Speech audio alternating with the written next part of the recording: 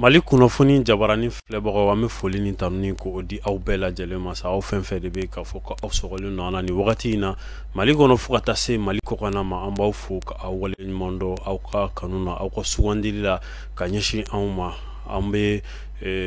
ɲɛfɔli o kɛnɛ kan bi sɔgɔmada in na sa ni o ye alamisa don ye février kalo tile 3 san 2023 ɲɛfɔli ale bɛ tali kɛ conseil des ministres jamana kɔnɔna la sa ladala ɲɔgɔn ye mun bɛ kɛ araba an ka jamana kɔnɔna la yan nɔ sa ka se ka jamana kunkanko kibaruyaw donna nataw la baara minnu kan ka sigi sen kan ka se ko olu ɲɛfɔ jamana sanfɛ legelege la sa an b'o kibaruyaw ta ka a ɲɛfɔ aw ye todunkan na yaasa faamuyali o bɛ se ka sɔrɔ kow la cogo min na o de la kunun sigi a kɛra kuluba ni o ye président yɛrɛ ni o y'ale ka cakɛyɔrɔ ye Asimi Goita laseli kɔni a kɛra fɛn caman kan sigi in kɔni kɛra jamana kuntigi ale tun bɛ kɛnɛ kan terrain kunkolo o tun bɛ ale bolo fo ka taa se ministre tɔw ma ni o ye gouvernement membre ye gouvernement membre fana sa u ka ɲɛmaa n'o ye Dr Choguel Kokala Mayiga a fana tun bɛ kɛnɛ kan baaraw kɔni u kɛra laseliw kɛra sa fo ka taa se nomination ma ni o ye ka maaw sugandi k'u bila jamana cakɛda belebelew la sa o fana kɛra fo ka taa se gafew ma sa gafew taara yaasa baarada minnu kan ka sigi sen kan baara wale minnu kan ka sigi sen kan donna nataw la fana olu fana kɛra ni a bɛ fɔ a ma ko des projets de texte olu baaraw olu kɛra n'i y'a ta k'a lajɛ i b'a ye k'a fɔ minisiriso mun bɛ yen sa ni o ye jamana wolomasiri tabagaw ka minisiriso ye n'o ye ministère de la défense et des anciens combattants ye o minisiriso kɔnɔna sa a yirala k'a fɔ ko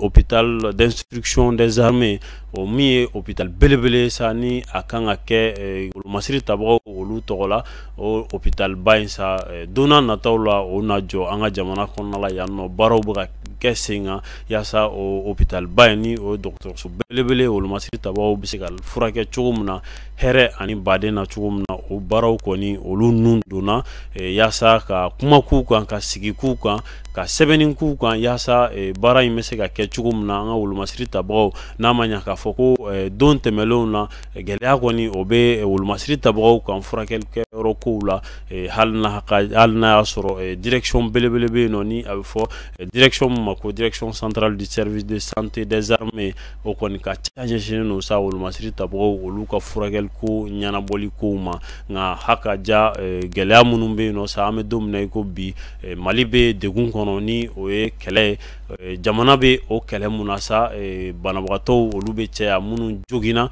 olu bɛ caya donc ni dɔgɔtɔrɔso kofɔlen in ma n'a ma ɲa k'a fɔ ko a bɛ ten tɔ a kɛra cogo cogo yɔrɔ belebele wɛrɛ kan ka ɲini yaasa jamanadenw bɛɛ bɛ se ka furakɛ cogo min na wolomasiri tabagaw fana bɛ se ka furakɛ cogo min na donna nataw la hali jamana kɔnɔna la yan nɔ maa minnu mana bana ni o y'an ka wolomasiri tabagaw ye ka olu bila ka taa kɔ kan ka t'u furakɛ o bɛɛ bɛ se ka jɔ cogo min na ni a bɛ fɔ a ma ko évacuation o waleyaw de bɛ ka sigi sen kan sa nin projet de texte in fɛ yaasa gɛlɛya caman bɛ yen nɔ wolomasiri tabagaw b'a sɔrɔ kɛlɛda la furakɛliko ta fanfɛla la sa o bɛ se ka ban cogo min na wulikajɔ kɔni o bɛna kɛ yaasa ni hôpital belebeleba in a bɛna fɔ hôpital min ma ko hôpital d'instruction des armées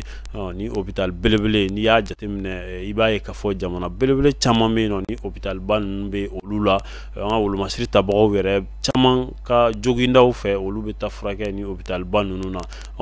jamana gouvernement ni o ye an ka fanga ɲɛmaaw ye olu kɔni ye hakilina sɔrɔ sa ka sigi ka fɔ k'a kan k'a fɔ ko donna nataw la ni gɛlɛya ninnu bɛɛ bɛna ban pewu ni dɔgɔtɔrɔsoba in a bɛna jɔ an ka jamana kɔnɔ yan nɔ yaasa ka se ka furakɛli kɛ a kɛcogo la wolomasiri tabagaw dɔrɔn tɛ hali population civile ni o ye jamana kɔnɔdenw ye olu bɛɛ lajɛlen fana na u ɲiyɔrɔ sɔrɔ ni furakɛliko in na ni kɔni ni projet de texte in kɔni taara gouvernement fɛ ani jamana kuntigi fɛ yaasa lafiya o bɛ se ka sɔrɔ cogo min na an ka wolomasiri tabagaw ka kow la sabula Mali a bɛ gɛlɛya kɔnɔ a bɛ wagati jan bɔ gɛlɛya in sa n'i y'a ta k'a lajɛ a bɛ kɛlɛ de kofɔ kɛlɛ mun ni a bɛ jamana kɔnɔna la yan nɔ joginniw ka ca banaliw wɛrɛw olu fana ka ca population b'o la ni o ye jamana kɔnɔdenw ye fo ka taa se wolomasiri tabagaw ma fo ka walasa ka fu siri nin bɛɛ lajɛlen dan na sa ni projet kɔni a bɛna sigi sen kan yasa ka hôpital d'instruction des armées ko o jɔ olu masiri tabagaw bɛ se ka furakɛ cogo min na haka ja jamanaden tɔw o kɔfɛ sa an bɛ taa ministre so kɔnɔ fɔ ministère mun ma ko ministère de la sécurité de la protection civile ni o ye cakɛda ye sa mun ni olu ka ca ɲɛsin don jamanadenw lakanali ma u la kɔlɔsili baaraw ko olu waleya o ministre ɲɛmaa sa Daoudi Ali Mohamedine ale ye o ministre ɲɛmaa ye yen kɔni sa projet de texte fana taara ni o ye gafew ye ka sigi sengani kɛ yasa ka se ka école belebele n'a bɛ fɔ école mun ma ko école d'état major des forces de sécurité ka se ko o fana jɔ an ka jamana kɔnɔ yan nɔ wulikajɔ a bɛ sen na sabula don tɛmɛlenw na école de guerre o kuma fɔra an bɛ don min na i ko bi o jɔra o première promotion yɛrɛ ni o ye kalanden fɔlɔw ye olu jɔra olu ka kalanw banna nka an bɛ don min na i ko bi gafe de bɛna ta sa yasa ka se ka école de formation école d'état major ka se ko o fana jɔ ni o bɛ lakanabagaw lakana tigilamɔgɔw ko olu ka kalan kofɔ yasa o bɛ se ka jɔ cogo min na formation bɛ se ka k'u kun cogo min na ka gɛlɛya caman bɛ yen nɔ ni o ye malidenw sɔrɔ mali kɛlɛkɛcɛw sɔrɔ kɛlɛdaga la olu gɛlɛyaw bɛ se ka ban cogo min na don n'a nataw la kɛlɛ mun ni an b'a la a bɛ tali kɛ depuis san 2012 san 2012 mankan in a daminɛla an ka jamana kɔnɔ nka an bɛ don min na i ko bi caman bɔra a la nka n'i y'a ta k'a lajɛ gɛlɛyaw bɛ yen nɔ halisa o de hukumu kɔnɔna la sa gɛlɛyaw walasa ka olu duwa ka gɛlɛyaw k'u ban o de hukumu kɔnɔna la sa a bɛ fɔ fɛn min ma ko la militarisation de la police et de la protection civile ni o ye an ka jamana polisiw k'olu kɛ sɔrdasiw ye ka tila ka protection civile ni maa caman b'a dɔn sapeur pompier la k'olu fana kɛ sɔrdasiw ye u fana bɛ se ka taa kɛlɛdagaw la cogo min na sabula kɛlɛkɛcɛ ko gɛlɛyaw kama yasa gɛlɛya minnu bɛ yen an bɛ don min na i ko bi a bɛ fɔ mankan min ma ko la guerre asymétrique yasa ka fu siri a dan na o de hukumu kɔnɔna la sa ninnu kɔni militarisera u kɛra sɔrdasiw ye yasa u fana bɛ se ka taa kɛlɛdagaw la cogo min na ka se ka dɛmɛ ani dɛmɛ ko o don jamana kɔnɔdenw ma ni kɛlɛ ni ale wulila o de hukumu kɔnɔna la n'i y'a ta k'a lajɛ école belebele a bɛna jɔ an ka jamana kɔnɔ yan ni a bɛ fɔ a ma ko école d'état major des forces de sécurité yasa nin gɛlɛya ninnu bɛɛ lajɛlen bɛ se ka ban cogo min na sabula n'i y'a ta k'a lajɛ olu minnu ni u militarisera k'u kɛ olu masiri tabagaw ye k'u fara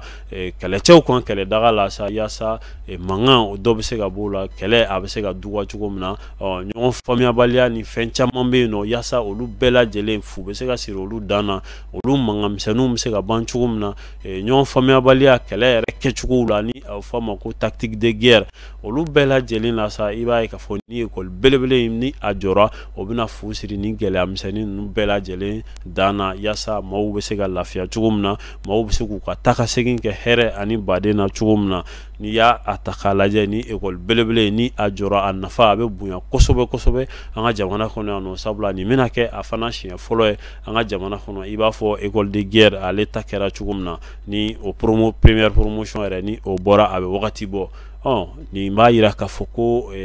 kuma mun ni a bɛ fɔ k'a fɔ ko l'armée monte en puissance k'a fɔ ko an ka wolomasiri tabagaw ko u bɛ ka fu siri banbaciya wale la k'a fɔ ko wulikajɔ de bɛ ka kɛ banbaciw nɔfɛ fo ka taa u se u dagayɔrɔw la ka t'u sɔrɔ u dagayɔrɔ la u nana masumalen ka a dankariw la an ka wolomasiri tabagaw o baara mun daminɛlen don u fɛ nin b'a yira k'a fɔ ko baara in ko a tɔ a bɛna taa ɲɛ a tɔ bɛna sankɔrɔta a tɔ a bɛna kɛ waleya ye sa mun ni bɛɛ lajɛlen bɛna tare ko o fɔ ko la o kun ye ministère de la sécurité de la protection civile o kun ye ale ka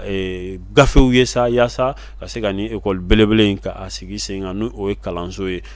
an ka kɛlɛkɛcɛw bɛ se ka lajɔ yɔrɔ min na kosɛbɛ kɛlɛ fɛɛrɛw la sa ka kɛɲɛ ni kɛlɛ kura min ni a bɛ diɲɛ kɔnɔ ni a bɛ fɔ a ma ko guerre asymétrique ka se ka fu siri o kɛlɛ in a dan na ka se ka lafiya ko o nati maliden kelen kelen bɛɛ bɛ se ka lafiya cogo min na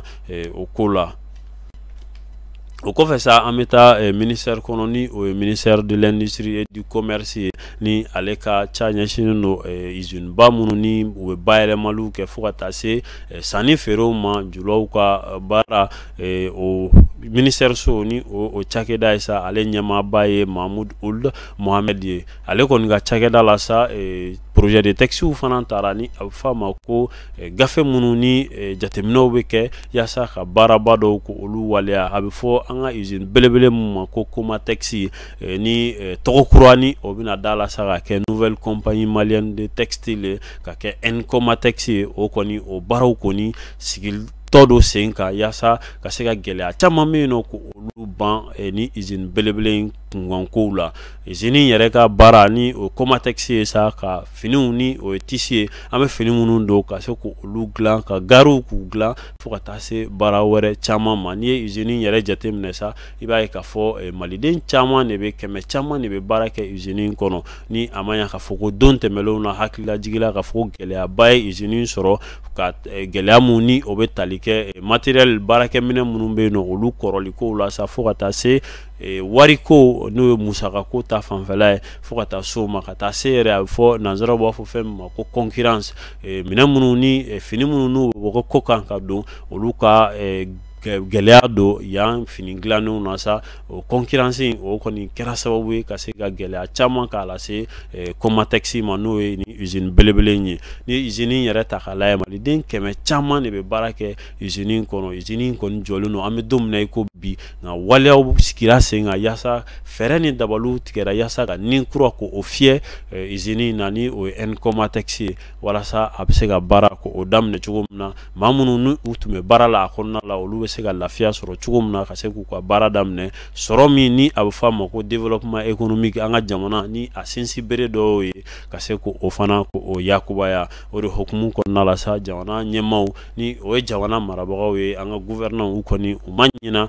u ma sɛgɛn u kɔni bɛ wuli ka jɔ la yasa ni usine ba in donna nataw la usine in bɛ se ka kɛ usine ye cogo min na ni kura bɛ se ka fiyɛ a la cogo min na a bɛ se ka baaraw k'u daminɛ i b'a fɔ a tun b'a kɛ ka kɔrɔ ko min sa ni o bɛ jɔ maa hakili fɛ nin ko bɛɛ lajɛlen na sa i b'a ye k'a fɔ ni usine belebele in ko a actionnaire Mali dɔrɔn kun tɛ Mali ni Chine jamana olu de kun jɛlen don a action na nka a bɛna lakurakurayali mun kɛ Mali dɔrɔn an ka jamana dɔrɔn o de bɛna kɛ a actionnaire ye ni o ye a musaka bɛɛ lajɛlen bɔbaga ye wa a tɔnɔ a bɛɛ lajɛlen bɛ to an ka jamana kɔnɔna la yan nɔ o de ye ko ye sa mun ni an bɛ se ka fɔ tare sabula o waleya in o ka ɲi kosɛbɛ jamana ɲɛmaaw ye o waleya mun ni u ye a ta o ka ɲi kosɛbɛ. An bɛ taa ɲɛfɛ usine mun ni o bɛ tali kɛ UMPP ni o ye usine malienne des produits pharmaceutiques ye ale kɔni ye cakɛda ye sa mun ni furaw de bɛ dilan yen nɔ fura minnu ni banabagatɔw bɛ se ka furakɛ u la an ka jamana kɔnɔ yan nɔ ni usine belebele gɛlɛya kɔni donna ale fana ko la gɛlɛya mun ni o kɛra sababu ye sa ka se ka a ka baara ni a bɛ fɔ a ma ko production ko o dɔgɔya kosɛbɛ fo ka taa kɛ yɛrɛ sa du wagati tɛmɛra gɛlɛya kɔni o cayara fo ka taa se